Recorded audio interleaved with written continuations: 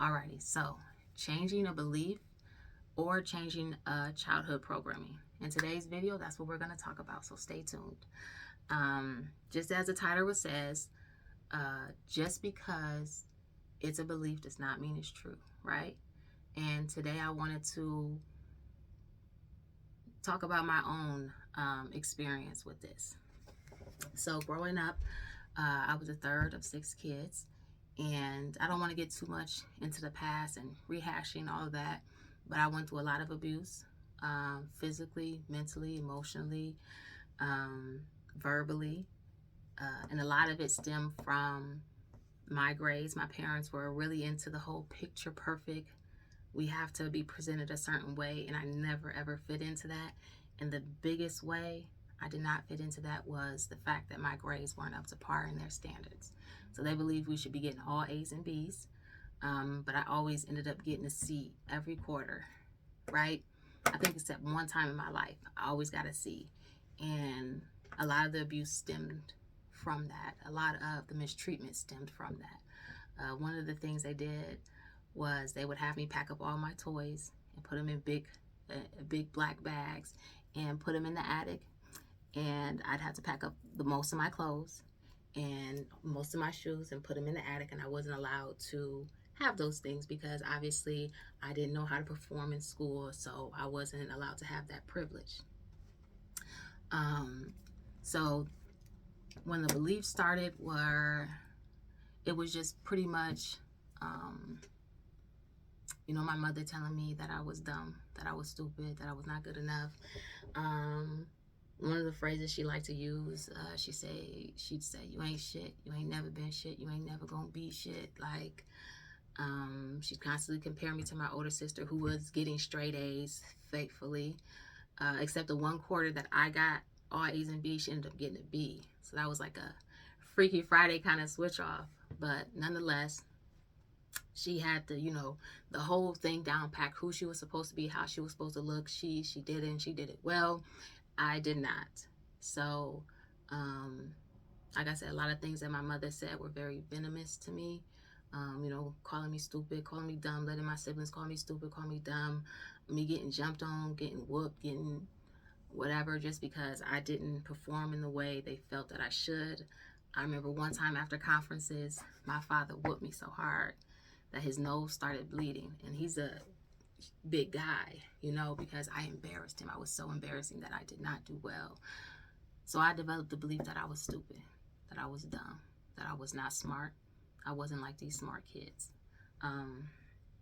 So fast forward to I graduate high school. I ended up going to college. Surprisingly, I had, I think I applied to one college, and this college I got in was like 30 minutes away. Not a really prestigious college or anything like that, but I felt like maybe I can get in, and I was shocked that I did, but I did. However, I still held that belief that I was dumb, that I was stupid, that I wasn't good enough. So when it came time to go to class, guess what? A self-fulfilling prophecy. I'm too dumb to be here. I looked at all the other kids in the classroom. I come from a predominantly black neighborhood, and they was all white. And the way that my brother was the one that actually signed me up, like, you know how your parents are supposed to go with you to orientation? My older brother actually went. He was my parent there for me. And he's seen something where it's like you could travel to different classes with the same, class that you have. So you're all the same classroom, will go to all the basic classes together. So he signed me up for that. The drawback was that was like a huge culture shock for me. Everybody in my class was white. I think it was like one Asian person, maybe, or looked Asian, I'm not sure. But there was nobody black. There was nobody that looked like me. There was nobody that I could talk to, nobody I could connect with. And I felt so out of place. So over half the time I didn't go to class. I just didn't go. Because if I miss this class and they see me in this class, they're going to know, oh, girl didn't go to her last class. Just all the chatter in my mind. Irregardless, it was a self-fulfilling prophecy. I ended up doing terrible. I think I might have passed one class with a D. I might have received incompletes in the others, or F, I don't know. I just wasn't going. The next semester I ended up having to leave because of my financial aid. I did my FAFSA myself, didn't know what I was doing, didn't have enough money to continue on at the university. So I ended up leaving. I took some time off from school. I went to cosmetology school. And during that time, my grandfather ended up passing. And my grandfather was my world. That was my safety. That was my home base. And it really shook me up to the point I actually went to go see a therapist. And he was very helpful because I was able to talk about things about, school in that regard. And I really wanted to be in the I don't know what you would call it, the psychology career path. I really wanted to do that, but I just felt like doing that much school, I wasn't capable of doing. I'm not that smart. I'm not allowed. You see it come out. I'm not allowed to do that. Like that was just constantly running through my head. Like, oh no, I know I can't do that. Even though that's something I really like to do, I know that I can't. He told me, look, you don't have to do it that way. You can get your bachelor's in social work and you can get your master's in social work. And when he told me that clicked in my head. And I said, I'm going back. But this time I'm going back for me. I'm not going back for my parents. I'm going back for Brittany. So I ended up going back to school, y'all. And I was so scared. I was so shaken. It was like the last minute. At first they told me I couldn't get in because of my grades at the other school. Didn't even know I was doing some surrendering and letting go within inside of myself. And I got a letter in the mail that was like, you've been accepted. Class starts on Monday. So I'm like, oh my goodness. I ended up going down there, getting my class schedule, and being so shaken and like, oh my gosh, what did I get myself into? But I was so determined to say, this time is for me. This time is not for anybody else. It's for me. And within that, I feel like I really opened some spaces and places and addressed a lot of things internally. I was watching an interview with Derrick Rose. I loved Derrick Rose back then. Oh my gosh. He was like, him and Rajon Rondo were my favorite point guards. So I really liked, watching interviews and seeing, the person behind the ball or behind the jersey basically. And in one of Derrick Rose's interviews, he said, I just asked myself, why can't I? Why can't I be the best? Why not me? And something in my head clicked. I was like, you know what? Why can't I get good grades? Why not me?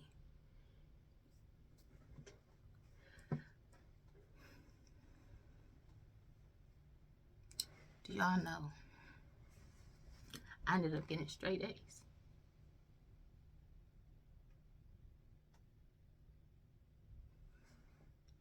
I ended up getting straight A's. I've never in my life got straight A's. I ended up getting straight A's that semester. And then the next one. And then the next one.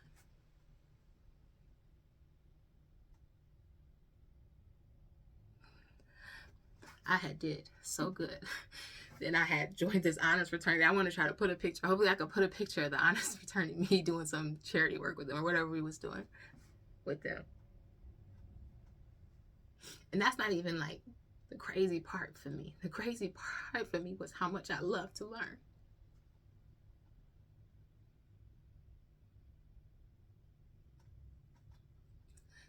I love it so much. I do it nonstop right now. I'm not even in school. I spend so much money on books. I spend money on courses. I love to learn. It's like a leisure thing for me. My entire life, I thought I was stupid. I knew I was dumb. I just knew it in my core when I was going to these classes.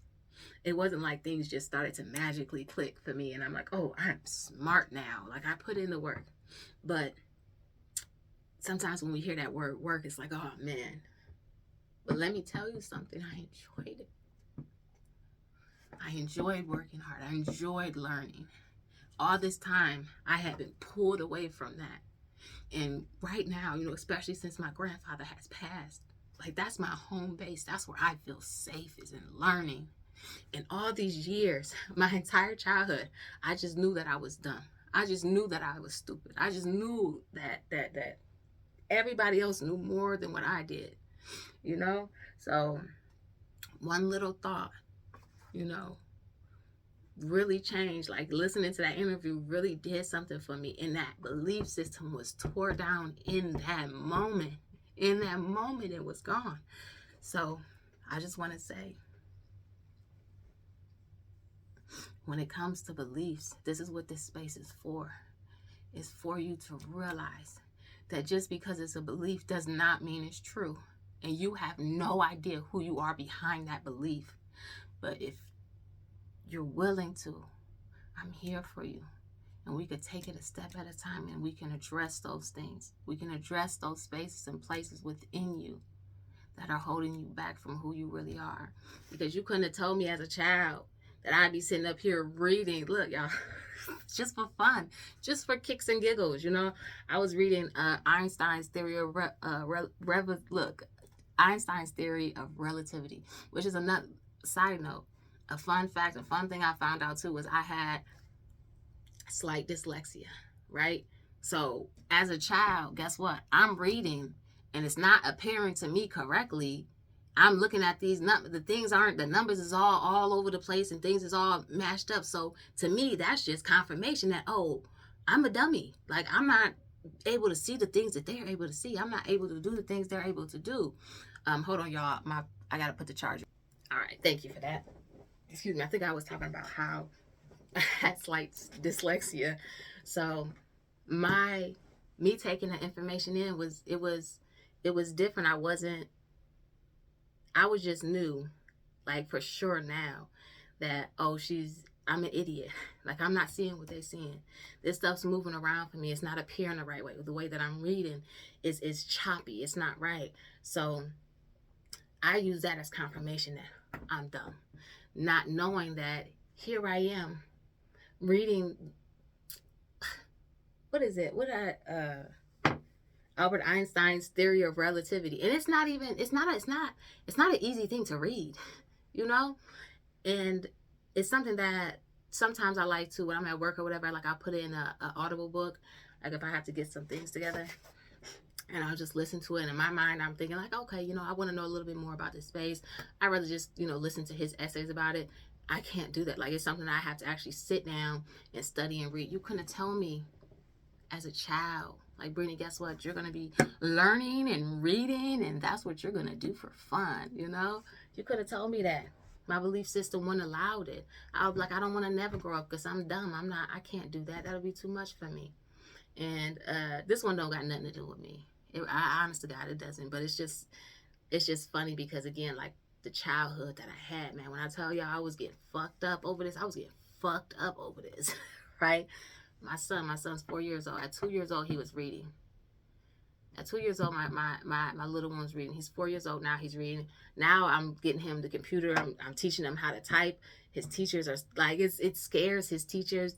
Like they get a little nervous. It catches them off guard because you might think that he's like recognizing a word, but when he starts to actually read and you hear him sounding out things that he doesn't know, it's like, what's going on here? You know? So it's just like, wow. So I had this space where I was put in, this cage that I was put in as a child.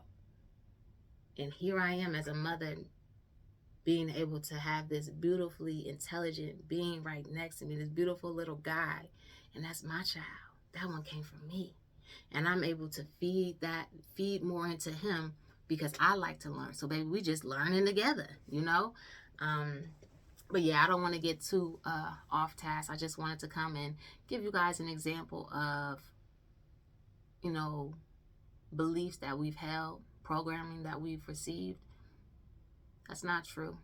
And that when addressed, it really does just slip away. Like I said, it was not nothing that was just horrible.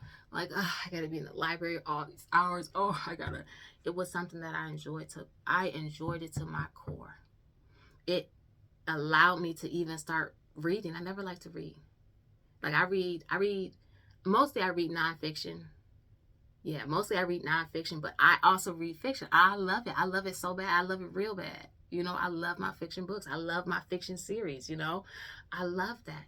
And that's the thing that gets me. It's not like the grades and the A's and the things of that nature. That was cool.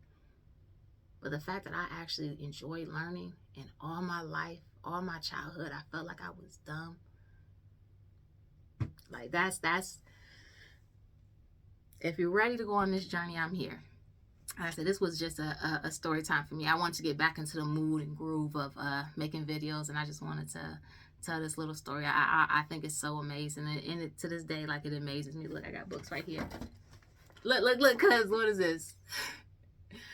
handbook of English grammar and usage. Because baby, like I said, them words just be moving and moving. I don't understand sentence structure whatsoever. This is fly though. But nonetheless, we're on this journey. So I thank you for tuning in. We will be back with more content. I am excited for you guys to join me on this journey. I'm excited to bring forth everything that I have been putting together, because even though I haven't been online, I've a lot of transitions, a lot of spaces and places within me, a lot of transformation, a lot of change has happened, right? So it was important for me to integrate that and to process all that's happened before I can come back and, give you guys what I feel like will be useful to you. So I will see you later. Thanks for tuning in.